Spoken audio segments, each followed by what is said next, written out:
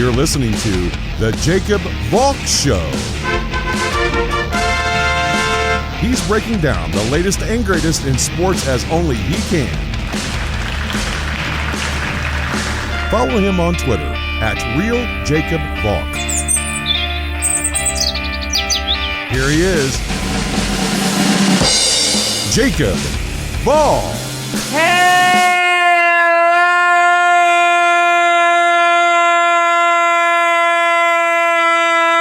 Hello, sports fans!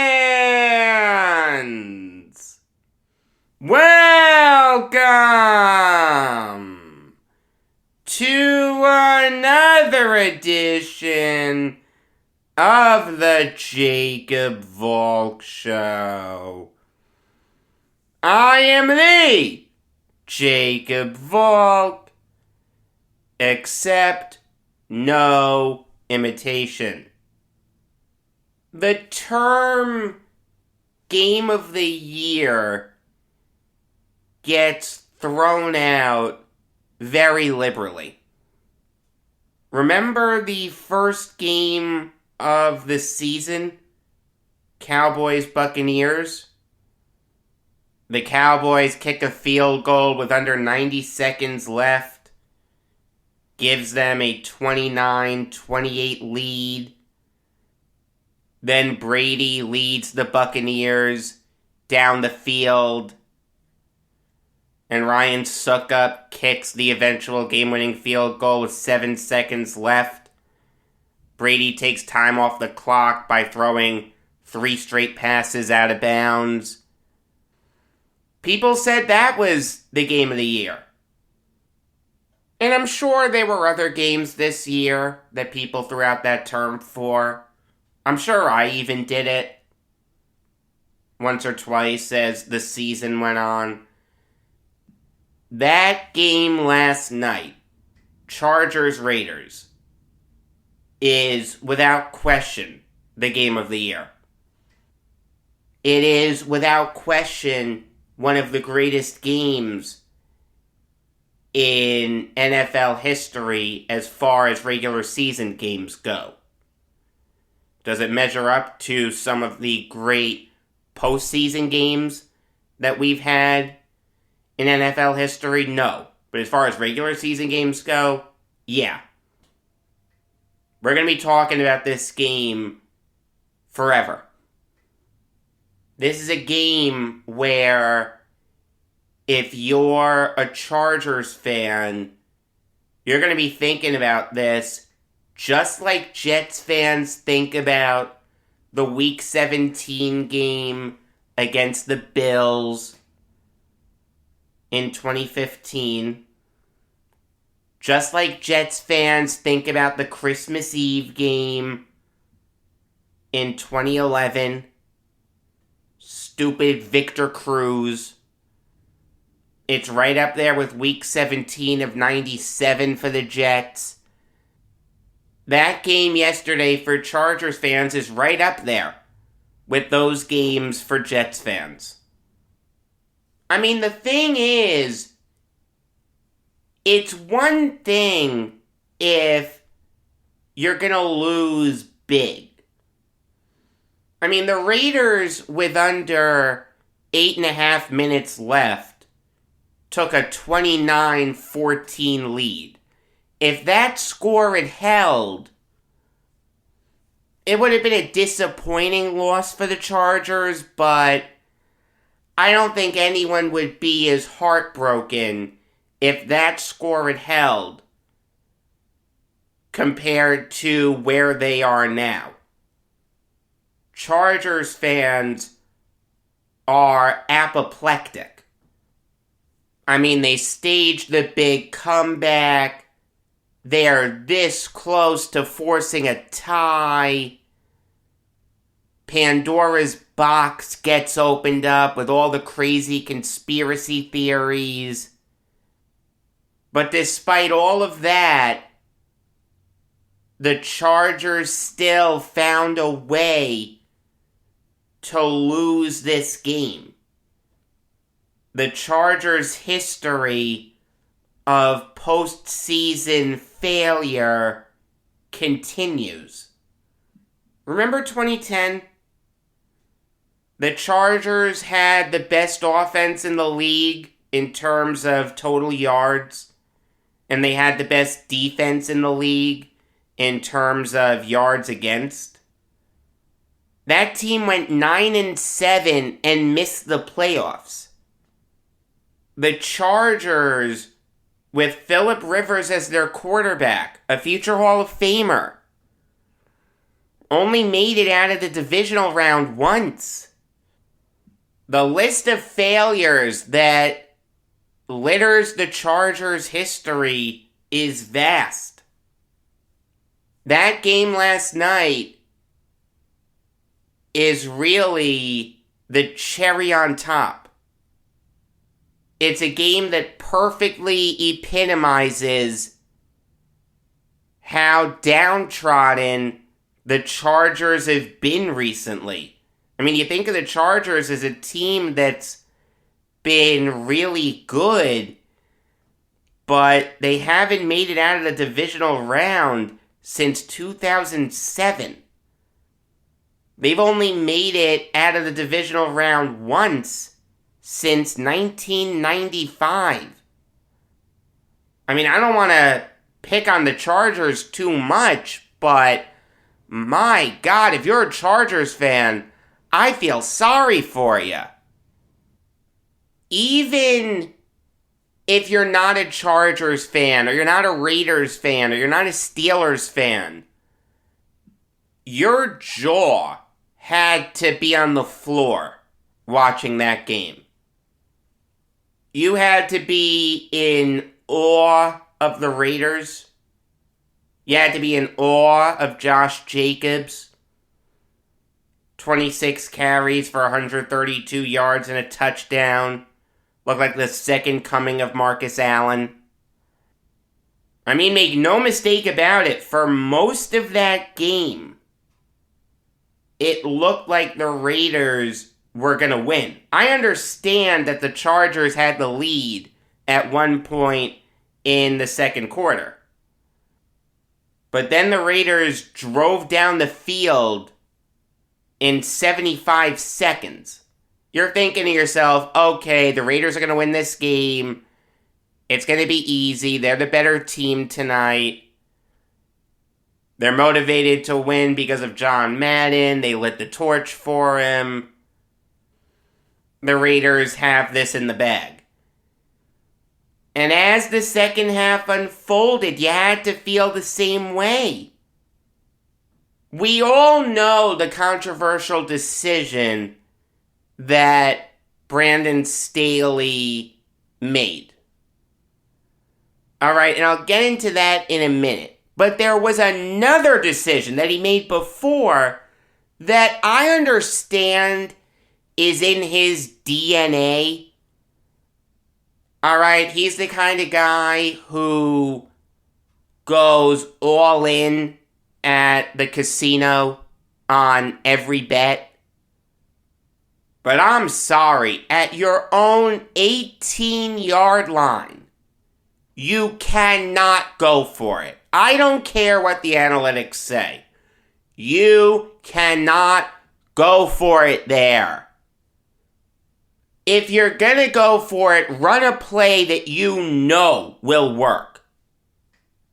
All right, you want to put the ball in Justin Herbert's hands and let him try to get a yard. I understand that logic.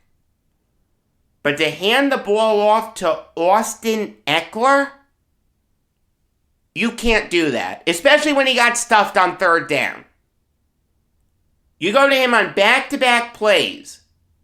He gets stuffed on 3rd and 1. Then on 4th and 1, he loses 2 yards.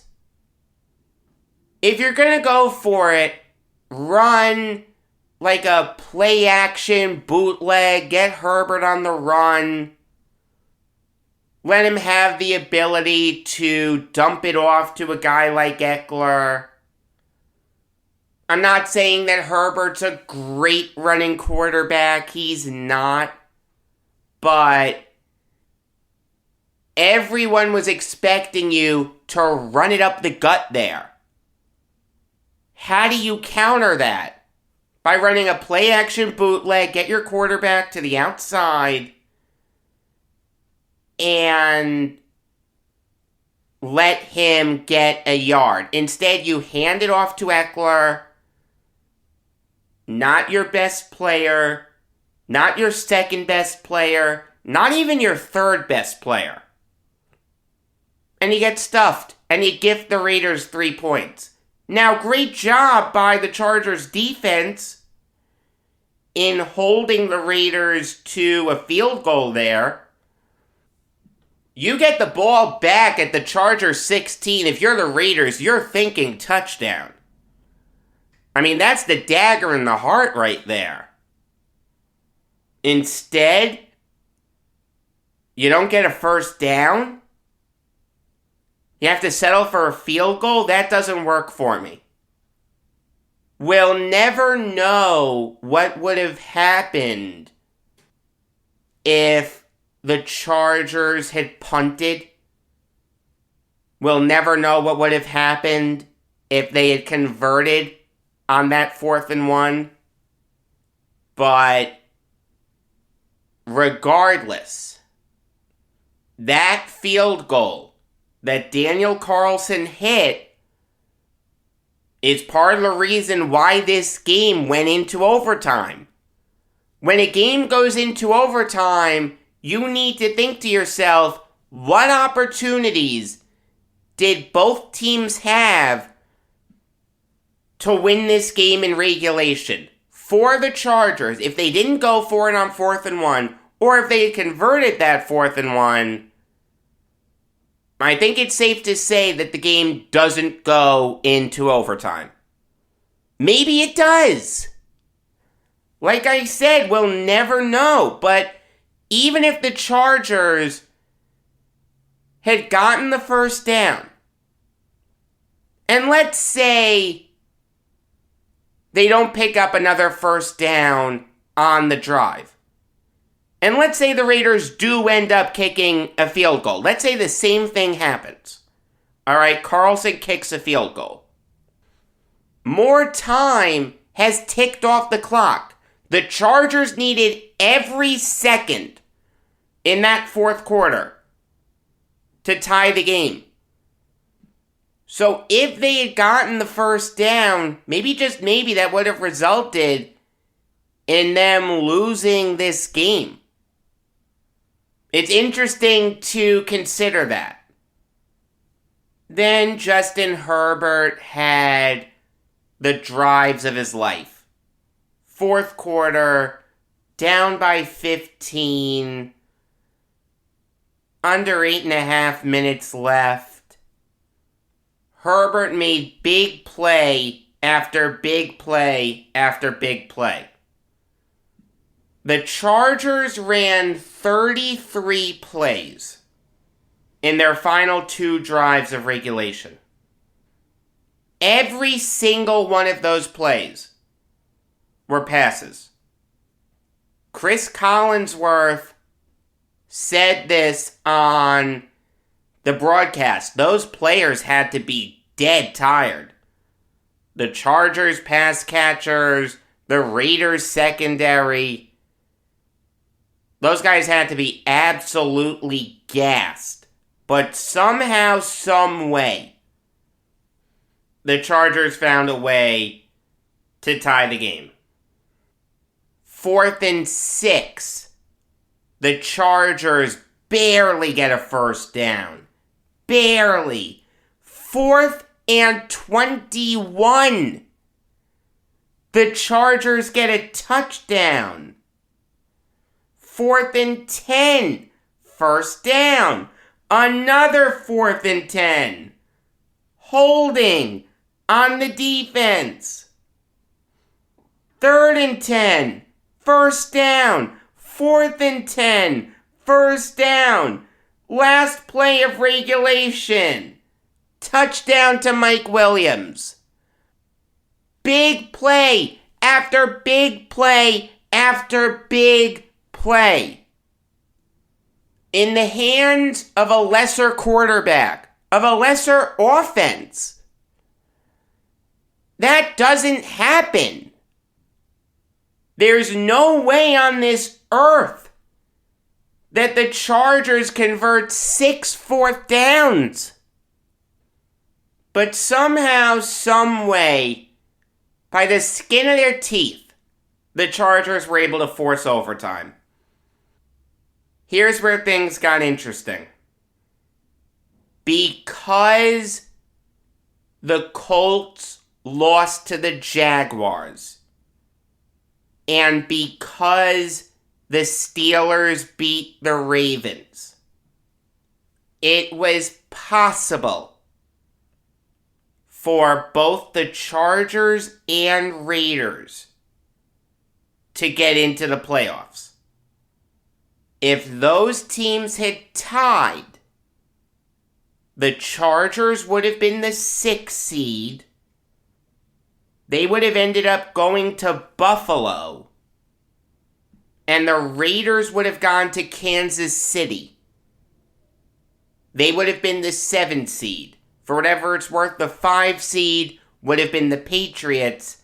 They would have gone to Cincinnati. There was a legitimate argument to be made that once you get into overtime, just play for the tie. Don't risk it. Because at the end of the day, if you're just taking a knee on every play, literally every single play taking a knee, both teams are in the playoffs. If you're playing to win the game, one team is out. So do you want to take the chance that you can knock a division rival out? Or do you want to guarantee yourselves a playoff berth? For the Chargers, it made no sense for them to play for the win. A win would have made them the 6th seed.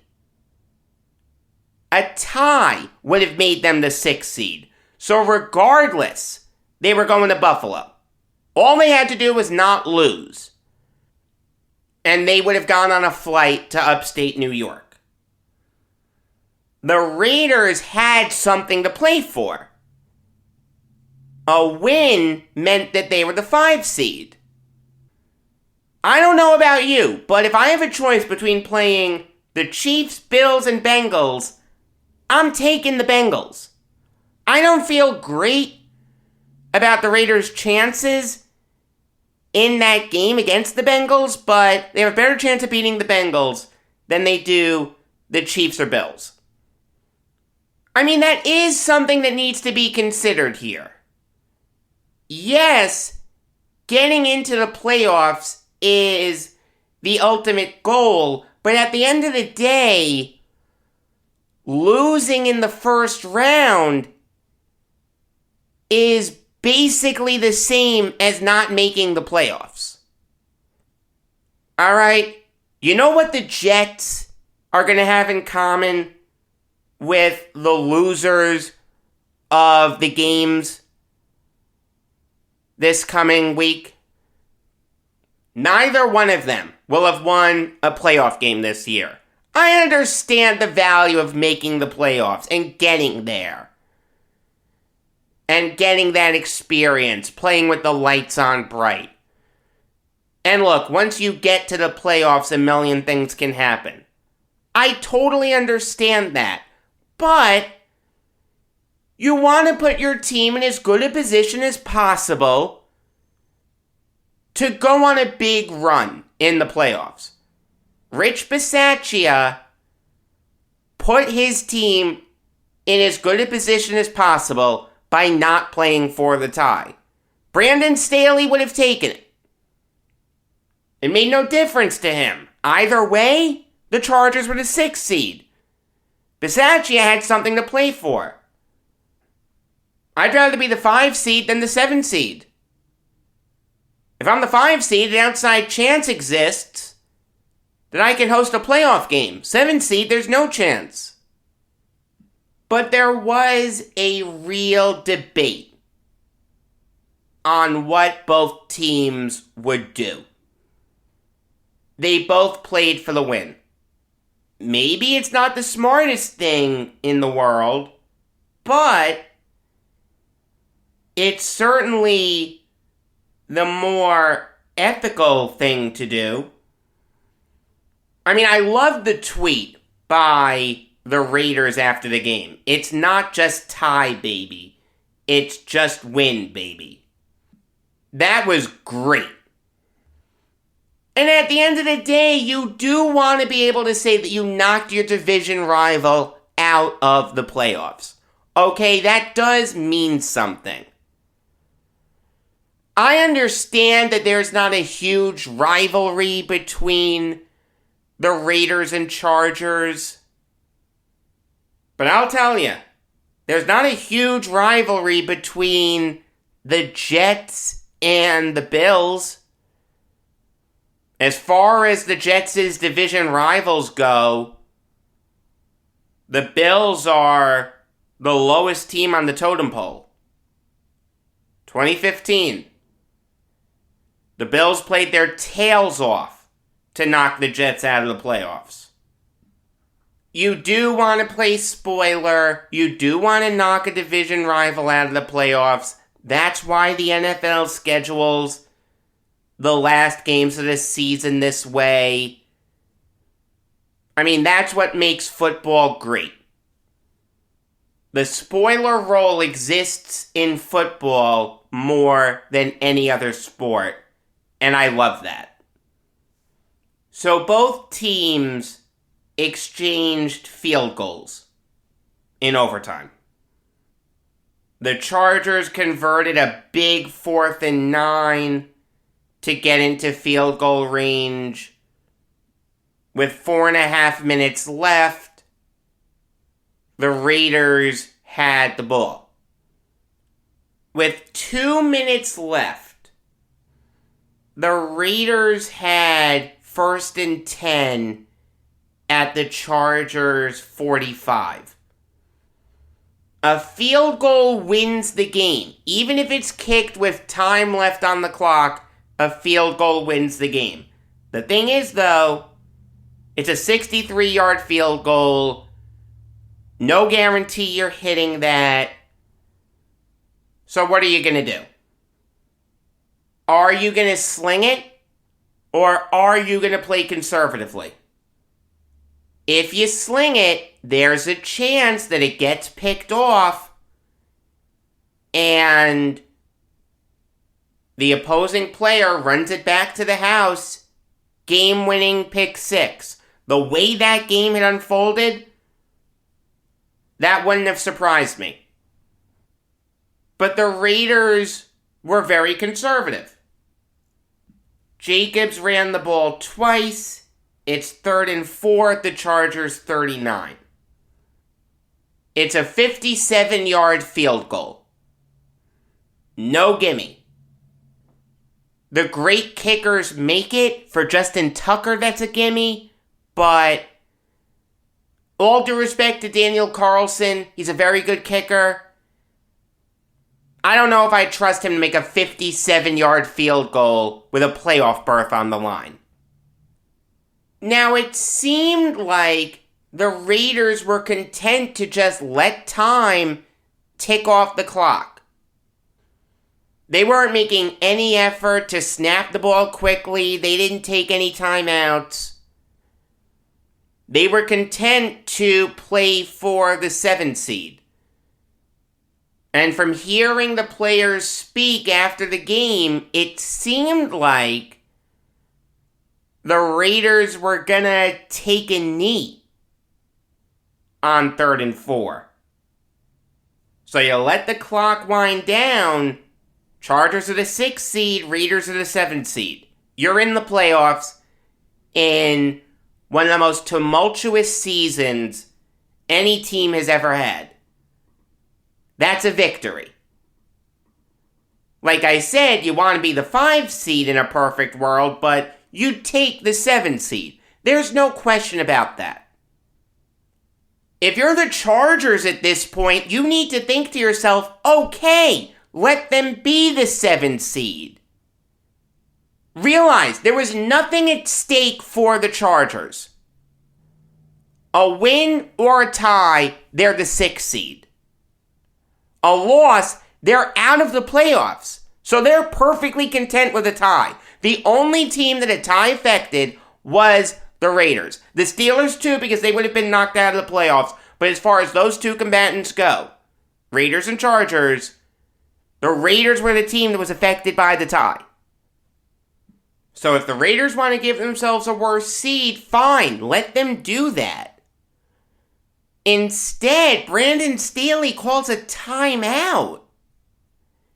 In essence, you're signaling to the Raiders and to everyone watching that you're going to make the Raiders sweat this out.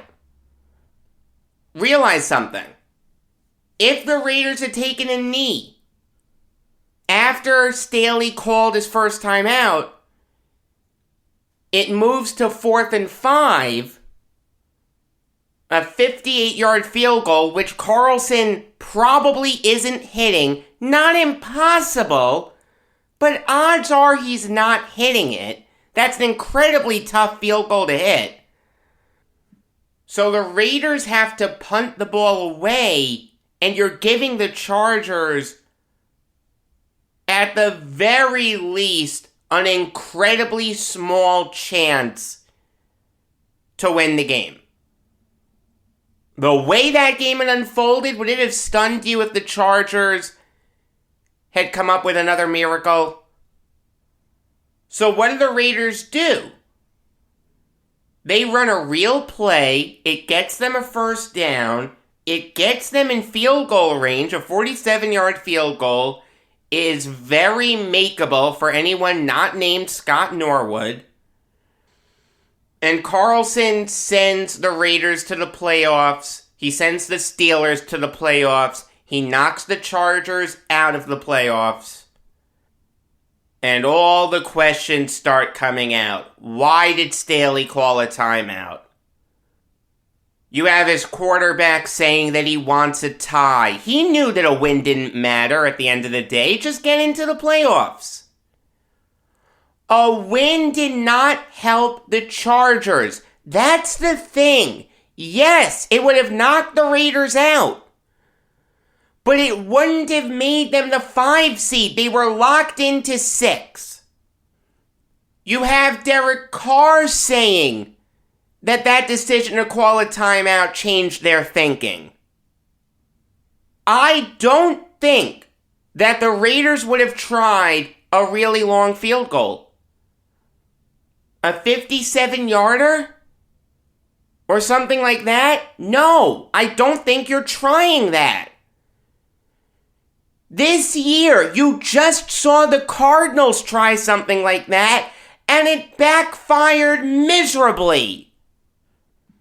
So let the Raiders run out the clock. Why are you trying to win a game that means nothing? There was this sense throughout overtime, especially as we got closer to all zeros on the clock, that both teams would be content with a tie. But it's the prisoner's dilemma. And you can look it up on Wikipedia. They describe it better than I ever could. But basically what it boils down to is this. Because you don't know what the other person is thinking, you need to act in your own self-interest. The thing is, though, Brandon Staley's best interest was the tie. It wasn't the win. I understand you play to win the game. I understand you can't say to your team, we're not going to play to win this game. All right? That doesn't work. I understand that Justin Herbert said that he wanted the tie, but these are grown men. These are professionals. You can't tell them we don't want to win this game. That just doesn't work.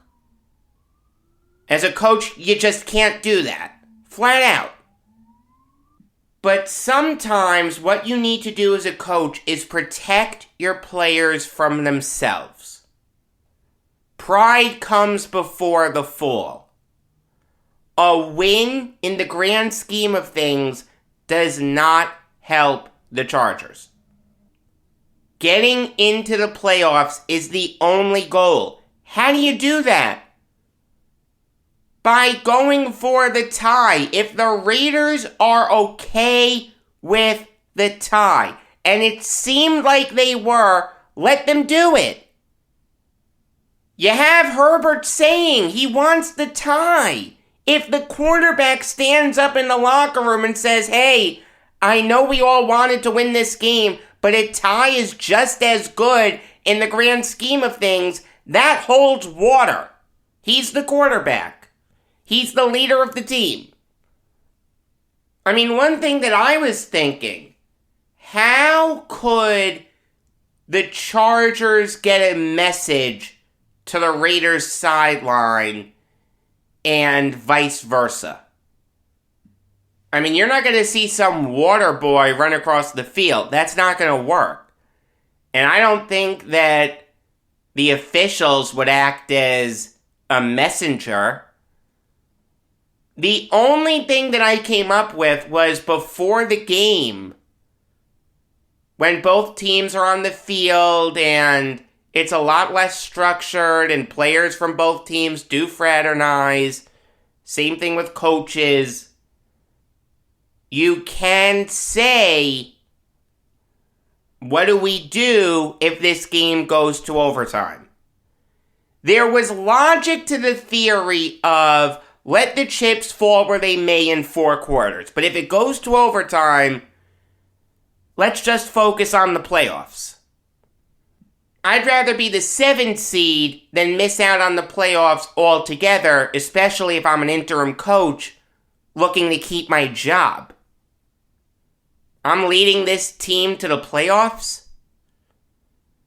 First time in 60 years that a midseason coaching change has resulted in a playoff berth? Great, fantastic. I mean, it's interesting to think about. It's interesting to think about what would have happened if there was some collusion, if there was a betrayal. Like, everyone thinks that the Raiders are going to take a knee or the Chargers are going to take a knee, and then they catch the opposing defense off guard. That would have been hysterical. That would have been the move. Like, honestly, would anyone have faulted both those teams for saying, yeah, once we got into overtime, there was an agreement that we'd play for the tie through 4 quarters, we'd duke it out, but once it got into overtime, self-preservation took over? Would you have really faulted either team for doing that? Again, maybe it's not the most ethical thing in the world, but at the end of the day, the goal is to get into the playoffs.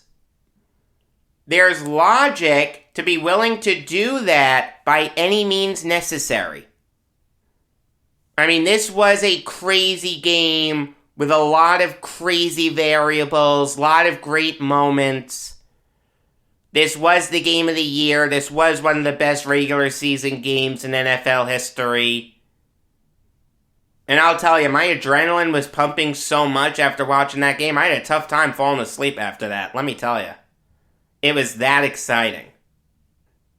Now, the only reason that the Steelers cared about the result of this game was because the Colts lost. If the Colts had won, the Steelers are knocked out of playoff contention, and the Raiders and Chargers both need to win to get in. Somehow, some way, the Colts lost to the lowly Jaguars, 26-11. Trevor Lawrence had one of his best games.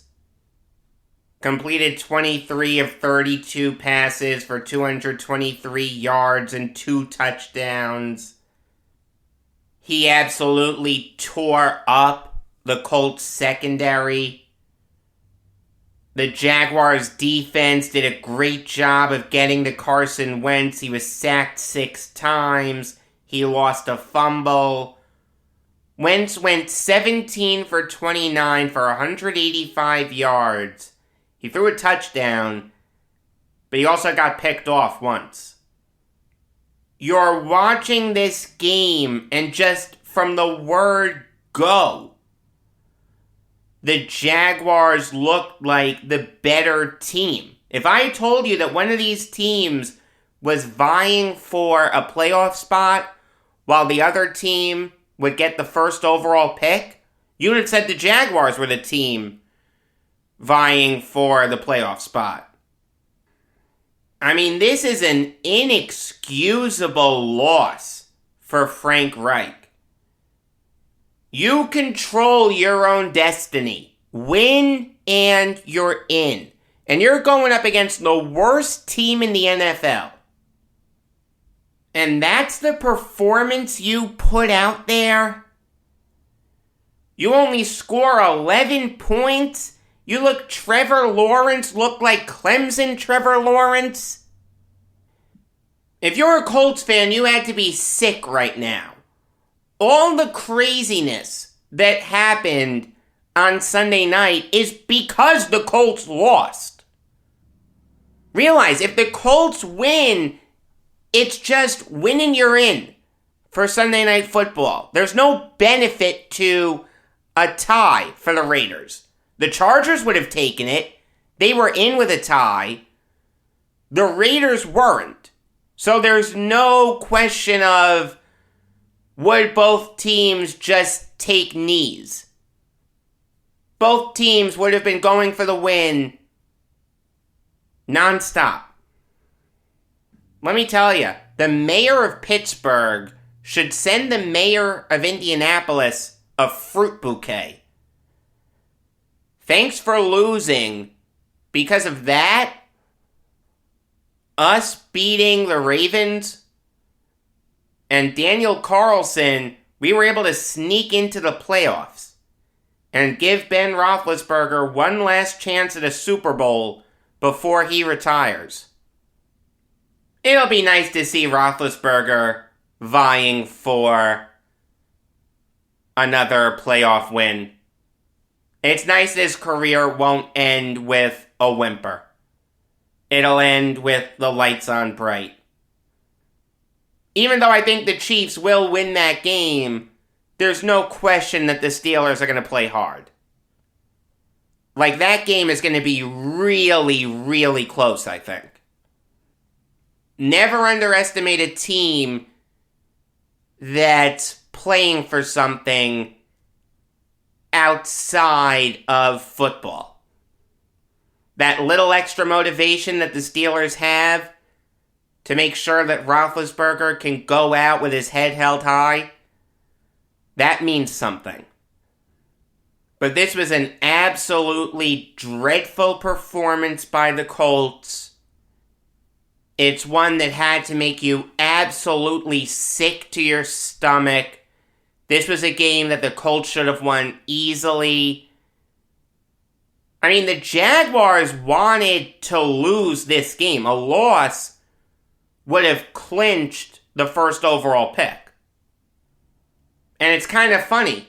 The Lions had the opportunity to lose their game to the Packers. They scored 10 points in the final 2 minutes to win their game 37-30. If they lose that game, they have the first overall pick. They can take the hometown hero in Aiden Hutchinson. Now they may not get him. I'll say this. I would personally take Kayvon Thibodeau. I want to see how the combine shakes out. I want to see how pro days shake out, but I think Thibodeau offers a lot more upside. I think Hutchinson has the higher floor. I think worst case scenario, Hutchinson turns into a good player. Worst case scenario, Thibodeau's a bust. I don't see Hutchinson busting. Best case scenario, Hutchinson turns into a great player. I don't think elite, though. Realize, Hutchinson's a one-year wonder. I'm not crazy about that. Excellent 1 year, no question about that. But Thibodeau has more good tape. Thibodeau's younger. I think Thibodeau has the potential to be elite. I don't see that with Hutchinson. Best case scenario for Hutchinson is great. Not elite. Having said that, though, I think they're both going to be great players. Sometimes it's better to have the second overall pick in a situation like that. When you have two blue chip prospects going at it for the first overall pick, and half of people think it's player A and half of people think it's player B, if player A works out and player B doesn't, and you took player B, you're cooked. If player A works out but player B doesn't, but you didn't have the opportunity to take player A, that's a little more defensible. Hey, we took the guy who everyone said was a contender for the first overall pick. It still looks bad on your resume that he was a bust, but it's a little more defensible in that case. That does mean something. There's no question about that. So today is Black Monday, which means that a lot of NFL coaches and executives are going to get their pink slip. The first of those guys technically got canned yesterday because the Broncos season ended on Saturday night. But obviously I have to talk about him now. It is the Broncos firing Vic Fangio. One thing you need to realize is that the Broncos' new GM, George Paton, did not hire Fangio. New GMs love to hire their own coaches. They love to bring in their own quarterbacks. Paton didn't do that. He wanted to give Fangio a chance to make the playoffs. Unfortunately for Fangio, he didn't do that. He was not a bad coach for the Broncos. Was he Mike Shanahan? Absolutely not. But was he Josh McDaniels? No. Was he Vance Joseph? No. He finished with 2 7-win seasons. His defenses in his first and last years were excellent. I mean, Fangio lived up to his reputation of being a defensive guru. The thing that ultimately killed Fangio is something that's killed the Broncos ever since Peyton Manning retired. Their inability to find a franchise quarterback. Paxton Lynch didn't work out. Trevor Siemian didn't work out. Drew Lock hasn't worked out. Teddy Bridgewater started, and I like Bridgewater. Okay, I really do, but you're never going to win a Super Bowl with him. He's the ultimate bridge quarterback. Not bad. You can put him out there every Sunday and he won't embarrass himself. But he's also never gonna push your team to the next level. I do like Bridgewater, though. I'll say that. There are a lot of teams that could benefit from having Bridgewater. If you're in the market for a quarterback and you miss out on Kenny Pickett and Matt Corral, you can do a lot worse than trading for Bridgewater and drafting a guy like Sam Howell or Desmond Ridder or Malik Willis or even Carson Strong. Let the young players sit for a little bit, learn behind Bridgewater, and then in a year or two, let the young gun take over. That can work. I like Bridgewater. I really do. He's just not a franchise quarterback. That's okay. There aren't too many franchise quarterbacks out there. You can make a living as a very good, not great quarterback. But at the end of the day, if you have Bridgewater as your starter, you know you're not doing anything special. That's what really doomed Fangio. The Broncos' inability to get great quarterback play. Will Fangio land on his feet? The answer is yes. He's one of the best defensive minds in the NFL. I don't see another team hiring Fangio. He'll be 64 by the time week 1 gets underway. NFL teams usually like to go younger. I mean, stranger things have happened. I guess it wouldn't stun me if Fangio got another chance at being a head coach, but gun to my head, I think he'll latch on as a defensive coordinator somewhere. Moving on now to the Vikings cleaning house. Their GM, Rick Spielman, and their head coach, Mike Zimmer, are gone. We had a feeling that Zimmer would go.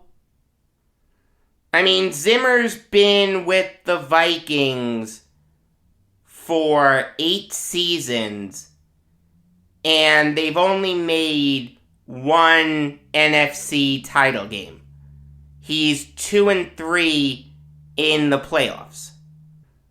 Now look, there is no question that overall Mike Zimmer did a good job with the Vikings. Not great, but good. He'll leave the Vikings with a 72-56-1 record.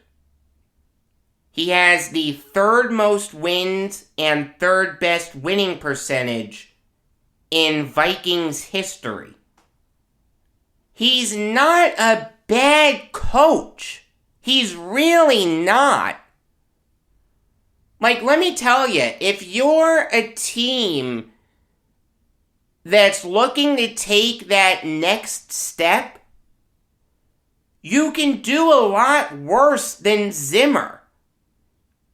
This guy never finished with worse than a 7-9 record.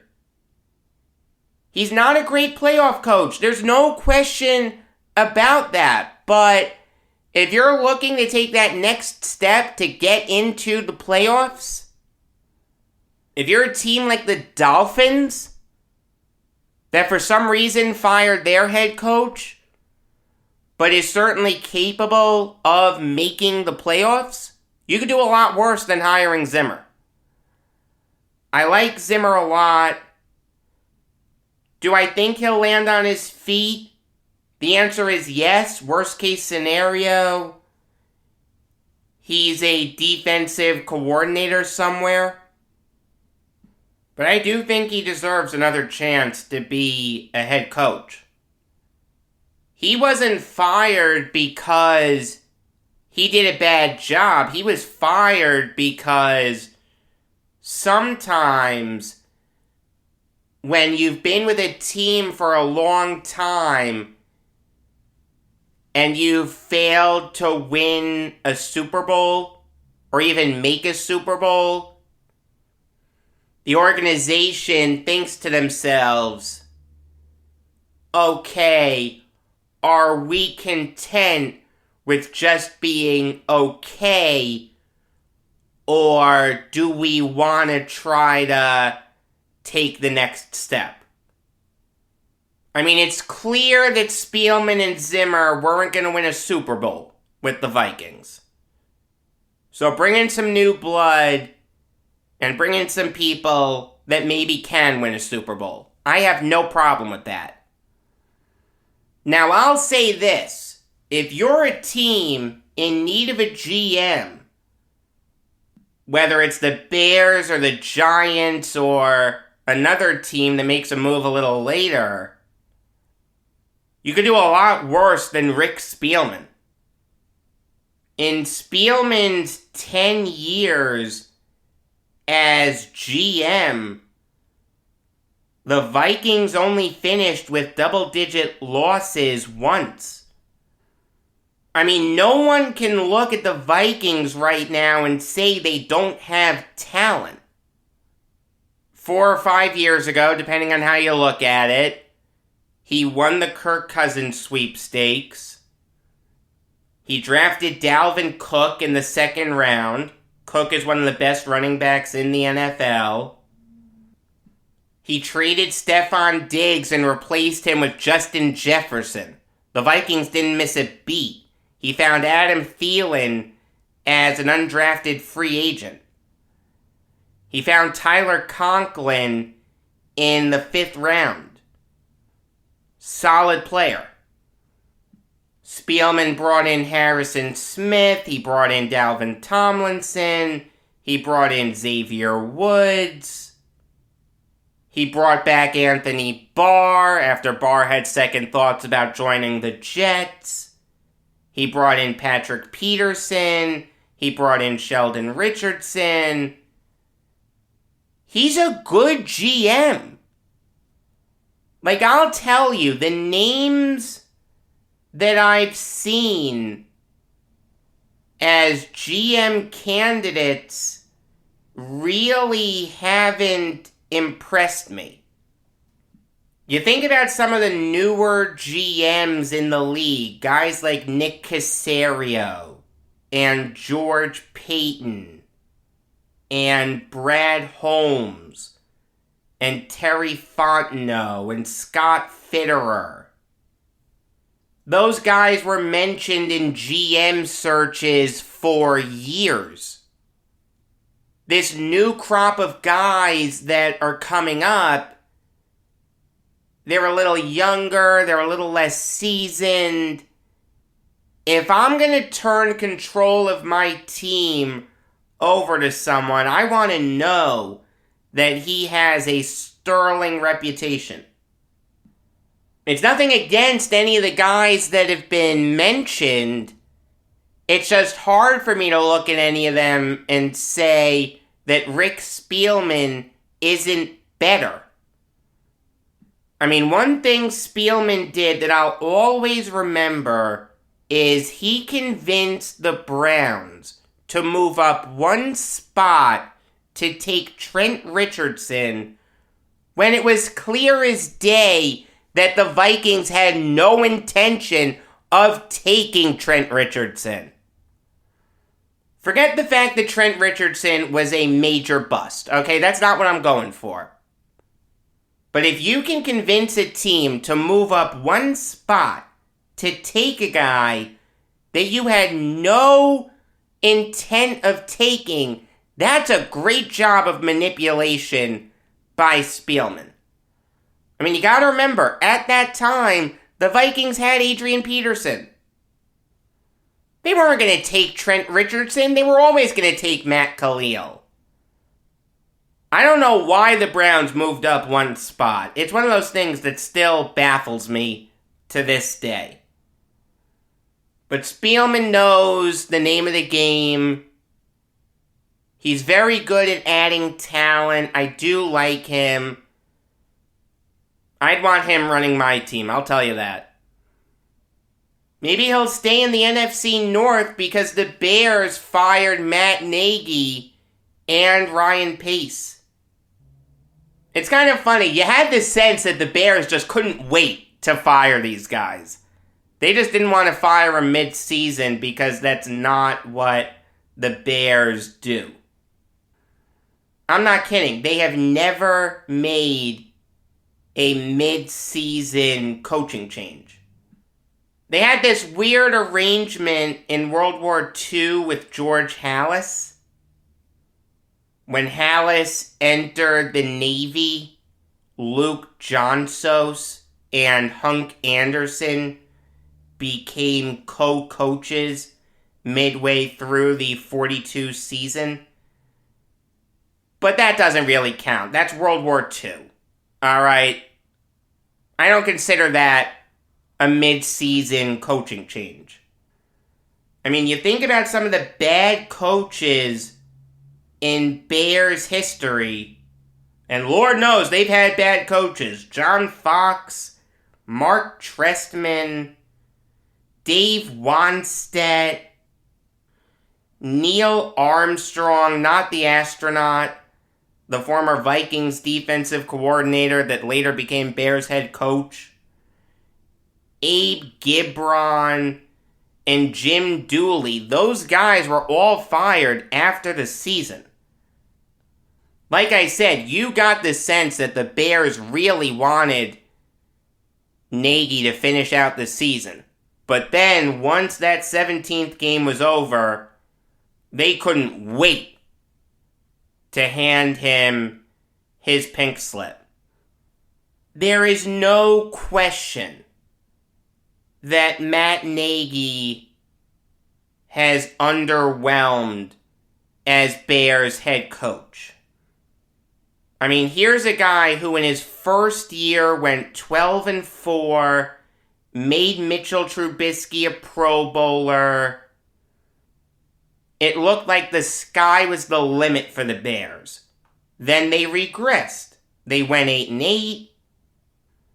Trubisky got exposed for the bad quarterback that he was. Last year, the Bears got humiliated by the Saints in the wild card round, 21-9. Midway through the season, Nagy had ceded play calling duties to Bill Lazor. It just didn't work out. Then when the Bears made the big move to trade up for Justin Fields, you got the sense that this was it for Nagy. You knew that Andy Dalton wasn't going to start the whole year. Alright, so once Fields inevitably took over, Fields really had to hit the ground running to save Nagy's job. Unfortunately, Fields had a really bad rookie season. He started 10 games, completed less than 59% of his passes for 1,870 yards, 7 touchdowns to 10 interceptions. He had some games that were just putrid. The Browns game, the Buccaneers game, the Ravens game. It's clear that it wasn't going to work out with Nagy and Fields. At the end of the day, the Bears need to find a coach capable of getting Justin Fields to the next level. I'm not giving up on Fields. I liked Fields coming out of OSU. I liked him a lot. But he did not have a rookie season that makes you 100% confident that this guy's the second coming of Sid Luckman. The Bears need to hire an offensive-minded head coach, a guy like Eric Bieniemy or Brian Daboll, to get Fields to the next level. You want to tell me that Nagy's an offensive-minded guy? Yes, he is. No question about that. but he wasn't able to develop Fields. Just because you're an offensive-minded head coach doesn't mean that you're going to be able to develop quarterbacks. Cough, cough, Adam Gase. Overall, I do think Nagy's gotten a bad rap. There is something to be said about making the playoffs twice with Mitchell Trubisky. I mean, it'll be interesting if Bieniemy finally gets a head coaching job. Will Nagy go back to the Chiefs? Maybe he'll go to the Chargers. After all, him and Brandon Staley used to work together. In 2018, Staley was outside linebackers coach for the Bears. I like Nagy. I think he deserves a second chance. He shouldn't get it right away. Let him rebuild his stock. Let him go back to Andy Reid. Let him work with Brandon Staley again. And let him rebuild his stock.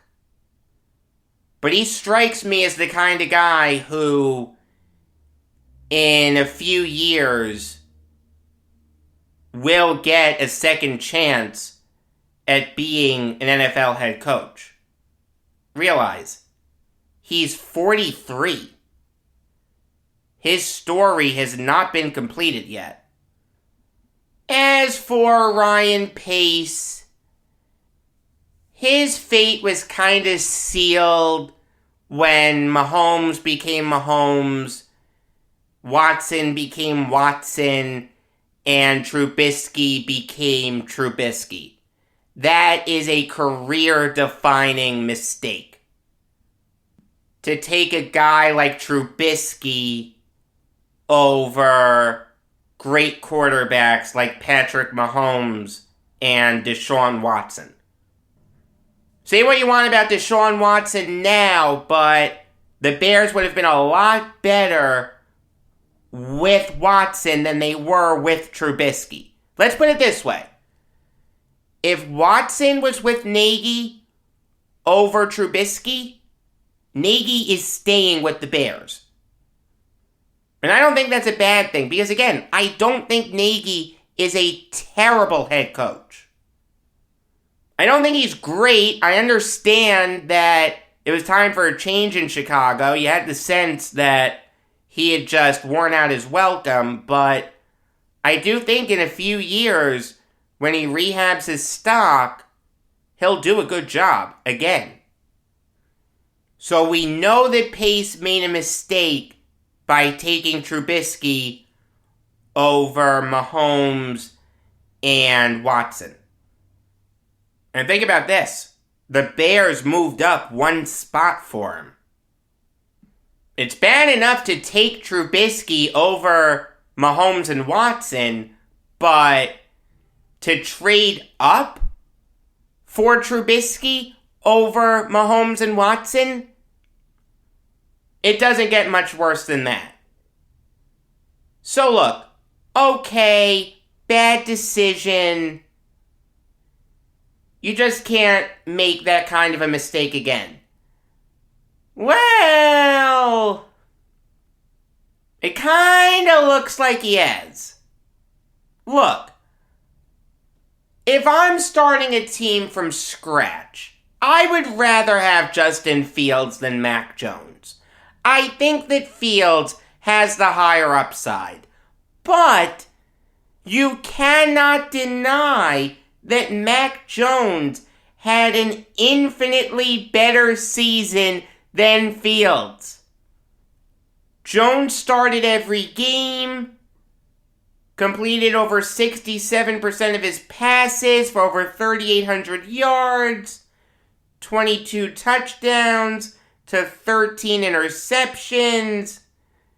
He's embraced the Patriots system, and he brought the Patriots back to the playoffs.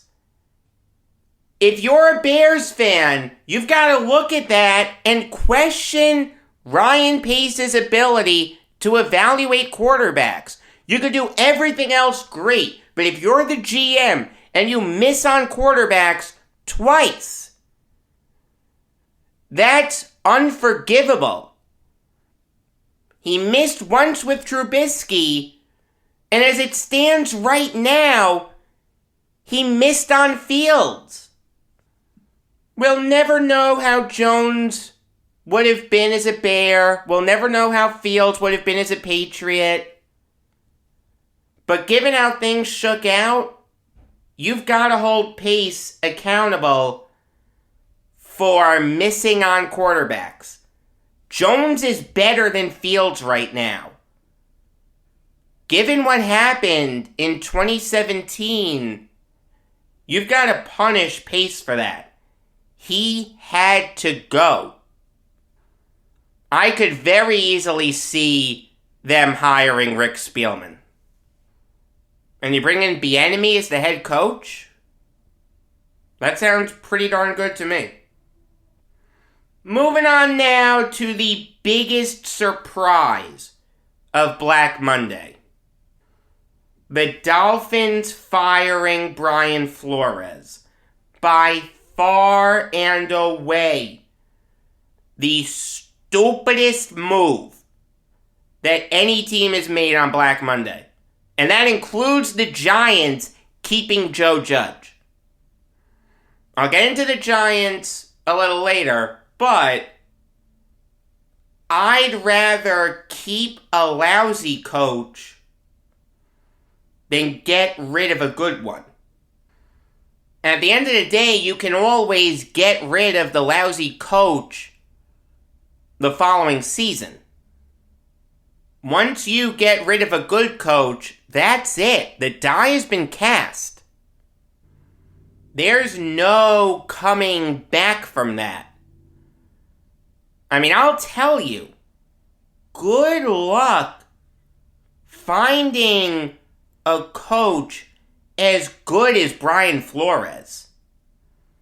This guy took over the Dolphins in 2019 when they had the worst roster in the NFL.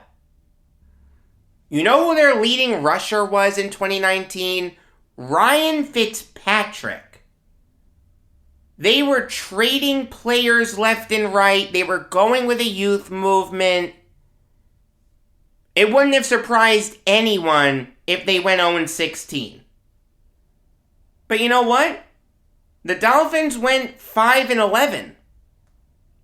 Not a good season by any stretch, but seeing as though they started the season 0-7, to go 5-4 in your last 9, that's impressive. Then you take Tua. He has an up and down rookie season, but the Dolphins get 10 wins. This year, Tua, again, up and down, but the Dolphins went 9-8. Now look, they started the season 1-7. If you had fired Flores after that loss to the Bills, no one would have begrudged you. I mean, I'll be honest with you, I'm not a big Flores fan. Like, he has issues. You can't go through 3 offensive coordinators in 3 years. The streakiness of Tua, starting him, then benching him, then starting him, then benching him in his rookie season just didn't work for me. And like I said, this year he failed to take a big step forward. He took a moderate step forward, but let's put it this way. There's a reason that the Dolphins were linked to Deshaun Watson. And let's put it this way, you know those rumors are gonna pop up again now. I mean, Brian Flores always publicly endorsed Tua. Chris Greer, on the other hand, and maybe he was just listening to Stephen Ross, but still, he was having conversations with the Texans about Watson. That does mean something. It's pretty clear that there was a power struggle in Miami. And ultimately, Flores lost. Now, should he have lost? That's up for debate. I mean, I think Chris Grier has done a solid job as Dolphins GM. I do like Myles Gaskin. I understand that he didn't have a good year last year, but I do think he has some talent. The Jalen Waddle pick was really good. He held on to Devontae Parker. And Parker's a good player. He held on to Xavier Howard. He brought in Byron Jones. He drafted Christian Wilkins. He's not a terrible GM. He has issues. Quarterback is still a question mark. At the end of the day, if you have your future in place at quarterback, the Watson rumors never happen because Tua really hasn't grabbed the Dolphins starting job by the throat. That leaves open the possibility to a Watson trade. And I think part of the reason that Tua hasn't become great, unlike Burrow and Herbert, is because Flores kept shuffling out offensive coordinators, yo-yoed him on the bench in his rookie season, and just really looked clueless on the offensive side of the ball. Now, having said that, Brian Flores will land on his feet. Alright, I know I've said that about everyone, but I'll go a step further. Brian Flores will get another head coaching job this cycle. Back-to-back winning seasons. He's 40 years old. Very good defensive mind. Seems to be a very good leader. His players never quit on him. I mean, I'll say this. If you pair Flores with a great young offensive mind, that team is set up for success. One thing that some teams do when interviewing potential head coaches is they'll ask them, who are you going to bring in as your offensive coordinator? Who are you going to bring in as your defensive coordinator? Who are you going to bring in as your special teams coordinator? How are you going to fill out the rest of your staff? Those are questions that are asked. I would be very interested in hearing Brian Flores' answer to the question, who are you going to bring in as your offensive coordinator? I'm not sure who that would be. Charlie Fry, the Dolphins quarterbacks coach, would be an interesting answer to that question. I mean, Tua did take a step forward this year. Not a massive one, but a moderate one. I'll give Fry some credit for that. Maybe he'll look to the Patriots, although I'm not sure who there would fit the bill. Maybe it'll be someone who Flores has no existing connection with. I mean, we've seen him do that. He fired Chad O'Shea after his first season. And Flores and O'Shea worked together with the Patriots. He brought in Chan Gailey to be offensive coordinator. And Gailey and Flores had never worked together before. So Flores has shown a willingness to work with people who he's not 100% familiar with. That means something. I like that. I'll say this, though. If I was a GM and he gave me a bad answer to the question, who's your offensive coordinator going to be, I'd cross him off the list right then and there. Moving on now to Dave Gettleman officially retiring. In case you're waiting for the other shoe to drop, it doesn't seem like you're going to get it. It seems like Joe Judge will stay as Giants head coach, despite losing 6 straight games to finish out the season. Dave Gettleman was an unmitigated disaster as Giants GM. This guy never finished with a single-digit loss season.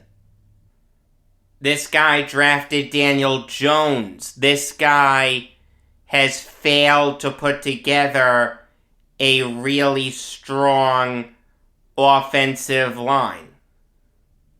Granted, Andrew Thomas had a really, really good season, but Matt Pert didn't, Billy Price didn't, Nate Solder didn't, and Matt Skura definitely didn't.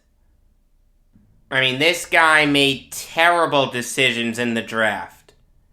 DeAndre Baker, Sam Beal, Azeez Ojulari did not have a good rookie season. Kadarius Toney did not set the world on fire. Kenny Golladay did not catch a touchdown pass this year. The list of things that Dave Gettleman did wrong runs a mile long. It is without question the correct decision to get rid of him. And that's what the Giants are doing here, okay? The Giants are letting him say that he's retiring so he can leave with his head held high. Meanwhile, everyone under the sun really knows that if John Mara had said to Gettleman, "Yeah, we want you back. We think you're a good GM," Gettleman would say, "Yeah, I'll stick around." I mean, I don't know why the Giants are letting him do that. I'll be honest with you. If I was John Mara, I'd send a message. No, you don't get to leave with your head held high. I want the record to reflect that I fired you. The product that you put out there year after year is unacceptable, and I want people to know that there will be consequences for that. Dave Gettleman as Giants GM went 19-46. You didn't owe him anything. You let people say that they're retiring, or you let people say that they're stepping down if they won something. You want to tell me this is semantics? No, it's not. It means something.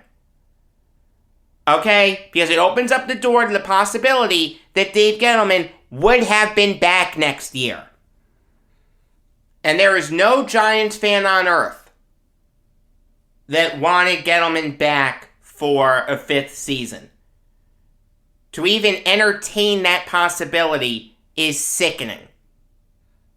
Now, it seems like the Giants are going to mandate to their next GM that he keeps Joe Judge as his head coach.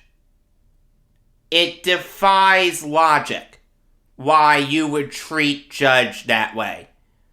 Why you would look at him as a guy who you need to keep.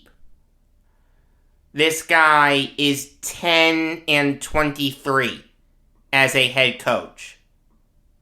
This guy is a complete failure.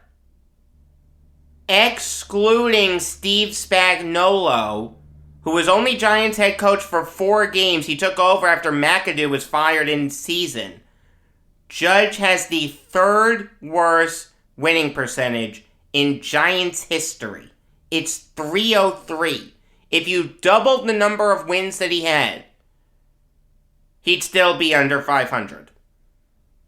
To say to a prospective GM, you need to keep Joe Judge, defies logic.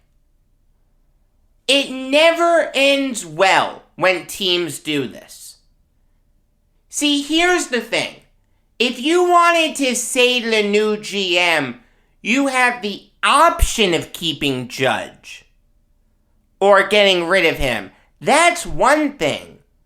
But all reports are that the Giants are going to mandate that the new GM keep Judge. Why would you want that job? Why would you want to set yourself up for failure like that? I mean, I saw this fail with the Jets and Rex Ryan. Even though I loved Rexy, and he did more for the Jets than Judge will ever do for the Giants, there's no question that the decision to mandate that the new GM keep Ryan limited their GM search, resulted in John Idzik, resulted in a fractured relationship, and resulted in John Idzik's name being mud among Jets fans. He's right up there with Gase to some people, let me tell you, and Kotite, and Holtz. This does not work. Forced GM and head coach pairings do not work. You get differences in philosophy. You get arguments. You get dissension. It's a recipe for disaster.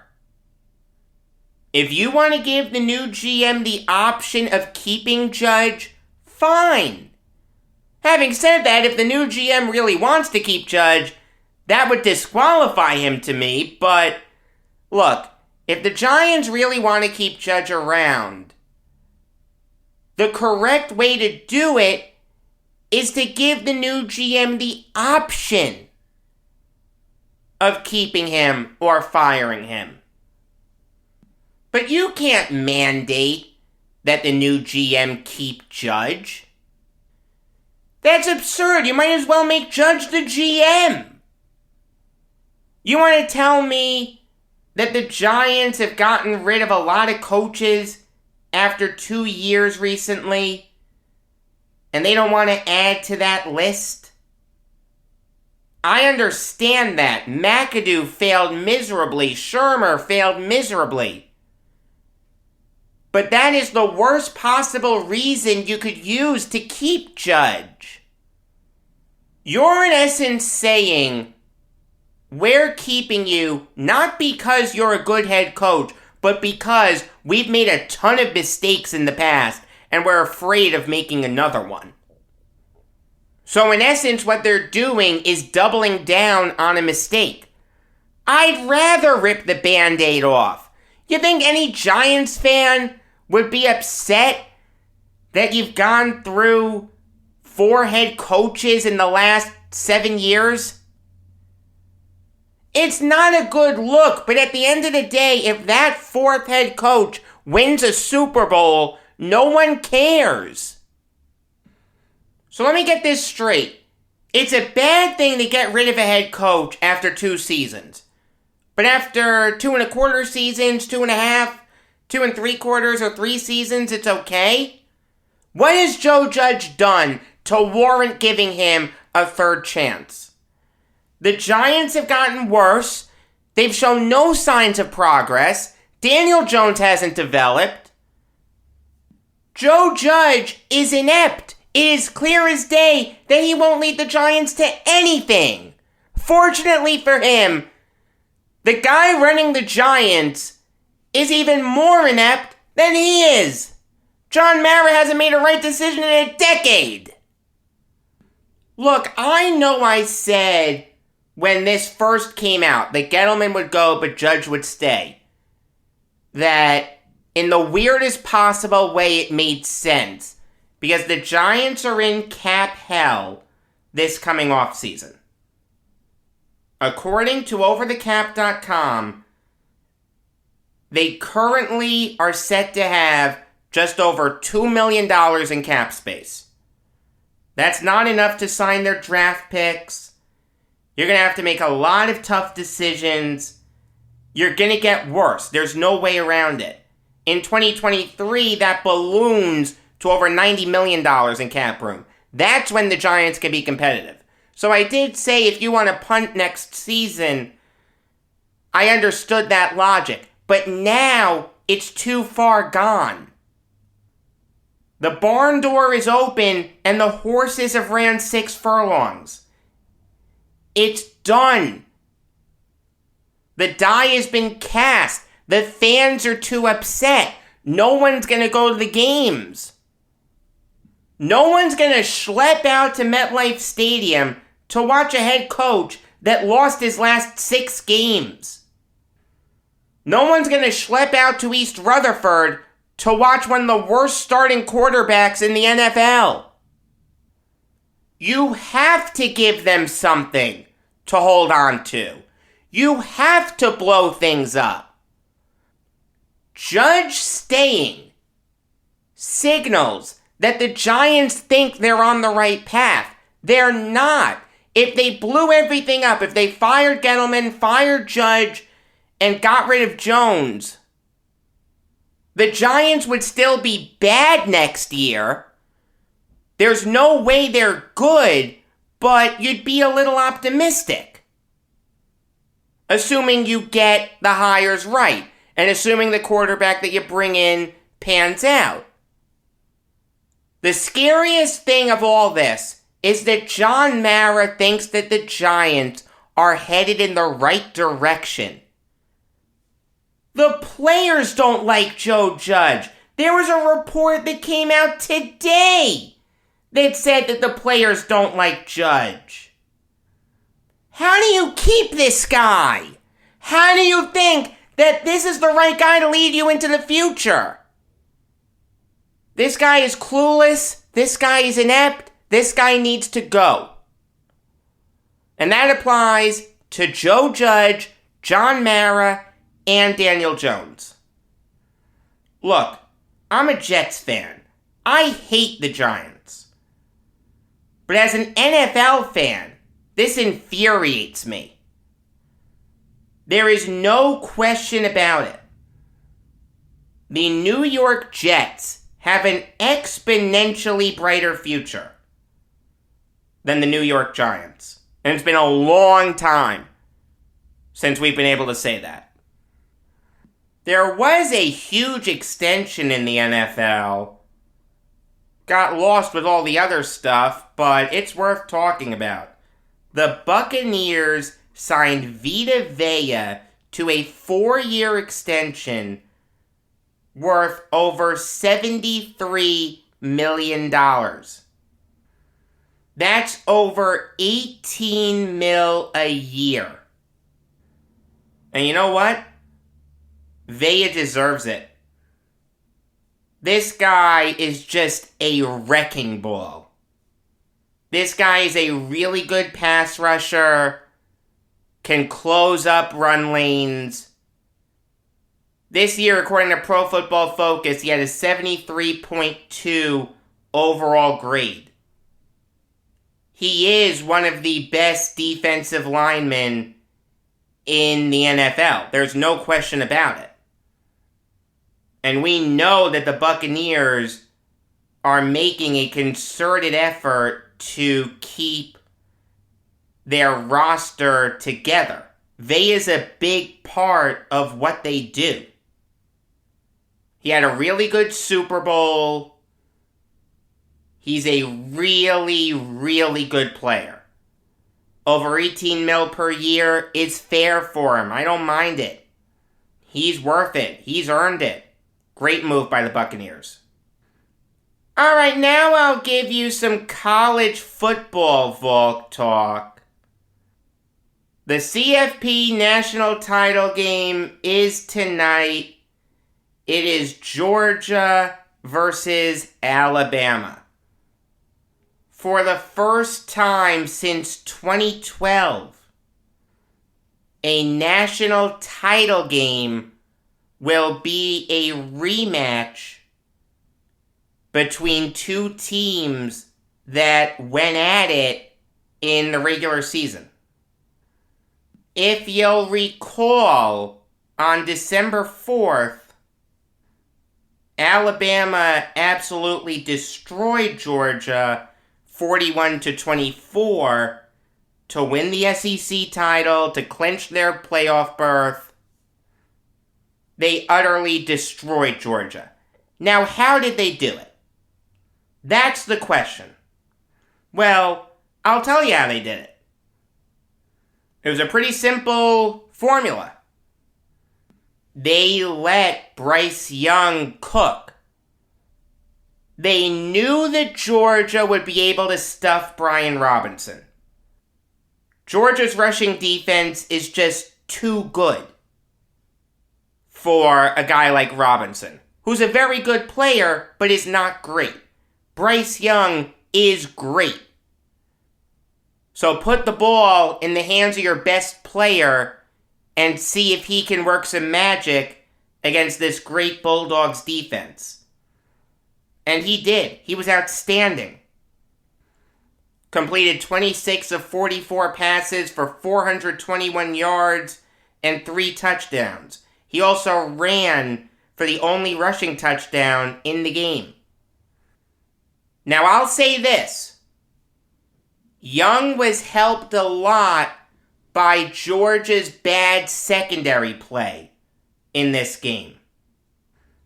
Guys like Kelly Ringo, William Poole, and Darian Kendrick are very talented corners, but you wouldn't know it given how they played against Bama.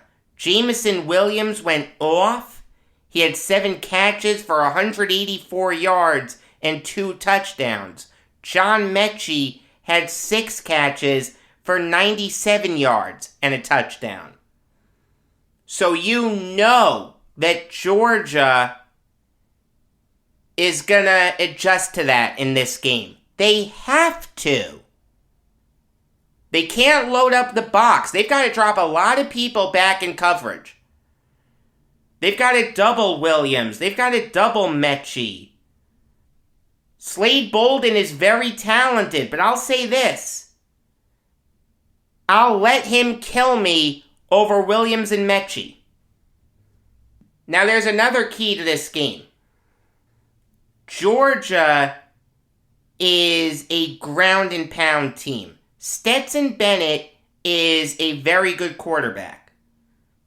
But the way that Georgia usually won games this year was by guys like Zamir White and James Cook going off. Bama made a concerted effort to make Georgia throw. And Bennett turned the ball over twice. For whatever reason, it just seemed like really early Georgia gave up on running the football. Instead of trying to manufacture some big runs, they let Bennett chuck it. Well, on one of those passes, Bennett threw a pick 6 to Jordan Battle that was really the dagger in the heart of the Bulldogs. If Georgia's going to win this game, they've got to run the ball successfully. Alright, Bama proved that when they force Stetson Bennett to throw it a lot, they can capitalize on mistakes. Get the ball into the hands of your best players. In Georgia's case, that's their running backs, Zamir White and James Cook. That's how Georgia's going to win this game, if they run the ball successfully. And I feel like the same thing holds for Bama. I don't think Kirby Smart is going to let Bryce Young kill him twice. Will Young get his? Yes, because he's Bryce Young. He's one of the best quarterbacks in the nation. But he's not going to be as dominant as he was last month. So I'm going to look to Brian Robinson to go off. I'm going to look for Alabama to try to manufacture some big runs for him. Make life a little easier for Young. If you show a willingness to run the football, the opposing defense has to respect it. And what that does is, it opens up play action, it opens up shots deep. That's how Bama will win. By getting the running game going, or at the very least, establishing the running game, and opening up shots downfield for Bryce Young. It's going to be all about manufacturing opportunities against these two great teams. All in all, it's very hard to beat a team like Georgia twice. In the regular season, LSU beat Alabama 9-6. In the BCS National Title Game, Alabama shut him out 21-0. For the first time since 1980, when Vince Dooley was still the Bulldogs head coach, they will be national champions. You'll get a Brooklyn Nets show tonight. Regular episodes of the Jacob Valk Show come your way every weekday afternoon. I will give you a Jets off-season preview, most likely on Wednesday. Make sure to stay notified to this show so you don't miss it. Until next time, I am Jacob Valk saying, shout out to you, Bob Saget.